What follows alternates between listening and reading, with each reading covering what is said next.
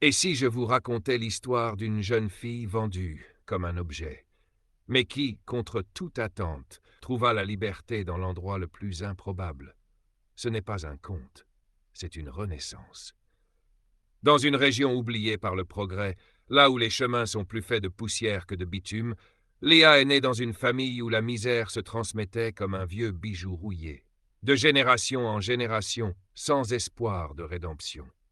À seulement 18 ans, son avenir semblait déjà condamné. Autour d'elle, tout n'était que promesses brisées et chants à l'abandon. La seule richesse que son père possédait encore, c'étaient des dettes, de plus en plus lourdes, de plus en plus honteuses. Le jour où il perdit ses dernières terres, il lui restait une seule chose à marchander, sa fille. Léa fut ainsi donnée, troquée comme une dette à solder, à un homme dont le nom seul faisait frissonner les villageois. Jacob, un fermier reclus, taciturne, marqué par des pertes qu'on murmurait terribles. Depuis qu'il avait enterré sa famille, les langues disaient qu'il avait sombré dans une forme de folie. Certains assuraient qu'il avait enfermé des âmes dans son sous-sol. D'autres disaient simplement qu'il était fou et dangereux. Le jour de son arrivée à la ferme, Lee s'attendait à vivre l'enfer. Elle imaginait la douleur, les cris, la domination. Ce qui l'attendait n'était que silence. Pas d'ordre aboyé, pas de regard prédateur. Juste une chambre propre, un repas chaud sur la table et un homme distant qui ne cherchait ni contact, ni soumission. Les jours s'écoulèrent dans une étrange neutralité. Jacob ne lui imposait rien. Il travaillait, labourait, réparait, et parfois, il lui proposait calmement de le rejoindre. S'il avait des attentes, il ne les montrait jamais. Il lui apprit à cultiver la terre, à distinguer les saisons au goût du vent. Ses gestes étaient patients, ses mots rares mais sincères. Il ne la regardait jamais comme une dette à compenser. Il la voyait simplement exister. Au début, Léa gardait ses distances, toujours sur ses gardes. Puis un vent subtil de liberté se mit à souffler sur elle. Pour la première fois, elle pouvait choisir.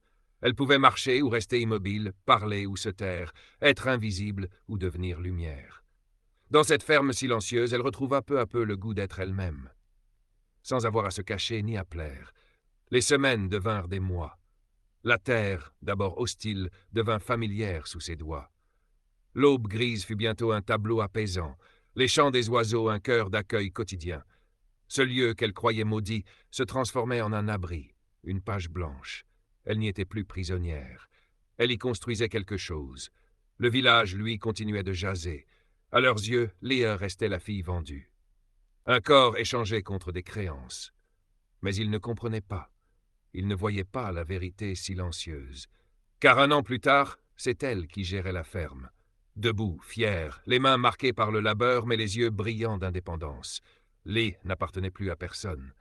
Elle n'était ni la captive d'un fou, ni la victime d'un arrangement.